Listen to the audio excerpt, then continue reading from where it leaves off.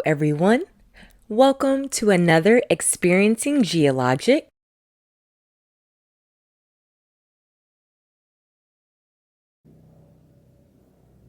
Hello, my beautiful, my wonderful, and my loyal listeners. Welcome to another episode of Experiencing GhiaLogic.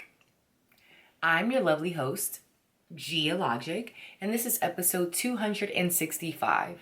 On today's episode, I want to talk about Real ID. Real ID 2025, what you need to know before you travel. All right, so the whole reason I'm talking about Real ID is because I recently lost my wallet. When I lost my wallet, I had to replace my driver's license. I live in the state of Texas, and when I went online to our, a DPS website, yes, it said that starting in March, you have to have a real ID to travel domestically. And it was saying a few other things as well.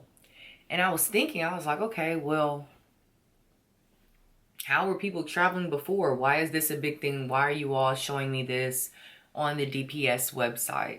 And I want to give you all some clarity. I've done some research on what exactly this Real ID is. Let's see if it's going to impact you or not, okay? I have a lot of notes on this episode, so if I'm looking down, it's literally because I'm reading verbatim off of my Google Doc document. All right, so let's explain the significance of the Real ID Act and why I'm covering it now. So like I said earlier, it's all on the DPS website, and it's also a topic in the community of people that aren't citizens officially. If you know someone that's here on a work visa, or let's say their work visa expired, their student visa expired, things like that, this could affect some people. Starting March 1st, 2025, the federal government will begin enforcing the Real ID Act, which sets stricter security standards for state-issued driver's licenses and identification cards. This change will require anyone aged 18 or older to present a Real ID compliant driver's license or ID card, or an acceptable alternative form of identification, like a passport for certain activities, including boarding domestic flights in the United States, accessing federal facilities, for example, military bases, federal courthouses, or entering nuclear power plants. Did you know that starting in March 2025, your current driver's license might not get you on a plane? Facts. So what is a Real ID? Because that's the biggest question of all. What is this Real ID? A Real ID is a driver's license or identification card that meets enhanced federal security standards. So in my state of Texas that I live in, these IDs have a gold star in the upper right-hand corner. If your current ID does not have the gold star, it is not Real ID compliant. I want to say around 2019 or 2020, they changed the driver's licenses in Texas to be compliant with the Real ID compliancy in the federal act, right? But let's say you had a driver's license that you got prior to 2020, and once you get to a certain age, I think your licenses are good for 9 years. So if you got a license in 2015 and it doesn't expire until, let's say, this year or December of last year, your driver's license might not be compliant if you never renewed it after 2020, if you never got a replacement or anything like that. Basically, those licenses in the past, they didn't have the gold star. So what is the Real ID Act? The Real ID Act is a U.S. federal law that was passed in 2005 to set standards for the issuance of driver's licenses and identification cards. The act was primarily designed to improve national security following the 9/11 terrorist attacks by ensuring that identification cards used for federal purposes, such as boarding commercial flights and entering federal buildings, are more secure and harder to forge. Another main point of the Real ID Act is impact on air travel. So again, starting in March of this year, you will need a Real ID compliant driver's license or another acceptable form of ID like a passport to board domestic flights. If you do not have a compliant ID, you will not be able to go through airport security. So that's where you'll get stopped, is actual TSA. Federal facilities. So you won't have access to federal facilities. You won't have access to nuclear power plants.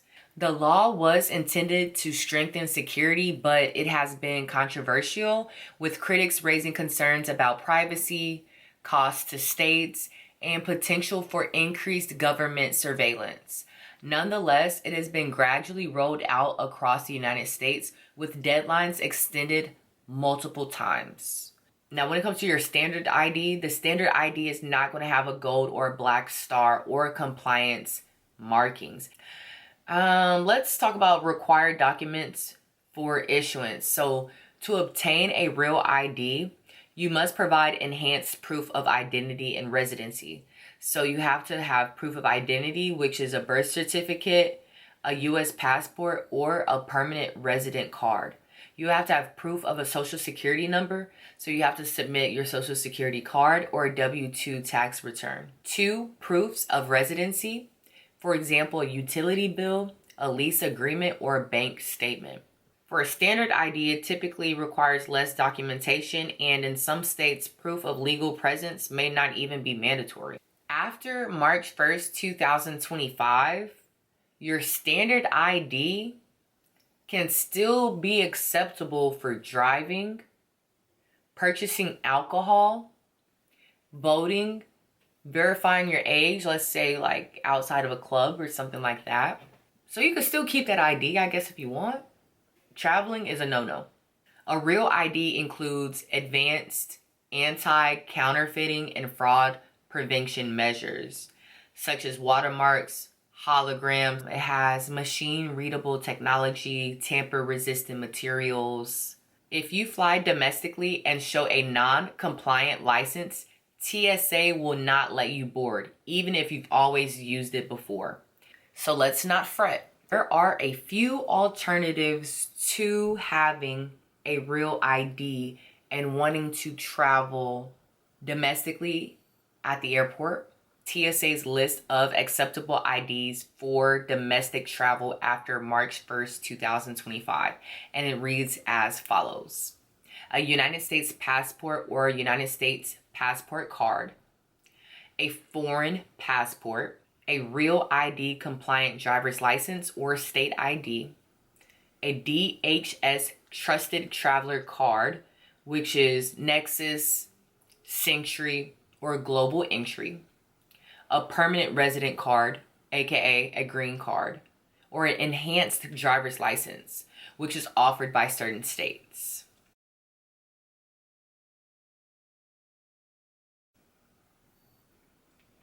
So there we go. There we go. I think this podcast was mandatory for me to create because a few people in my community were worried, okay? Nervous, didn't know what was going on. But hopefully this helps clarify things, all right? And I hope I'll be blasting through your car speakers or blasting through your JBL. If you found this episode helpful, share it with your friends and family who might not know about the upcoming changes. This is a very important topic that some people might not know that's about to happen within, a little bit over a month. So please share this topic and make sure you are compliant. I would hate for you to get embarrassed at the airport. I hope you're following and subscribing to this podcast on all digital streaming platforms. Follow my YouTube. This is another Experiencing GhiaLogic, and I will talk to you all next time, okay? Mwah.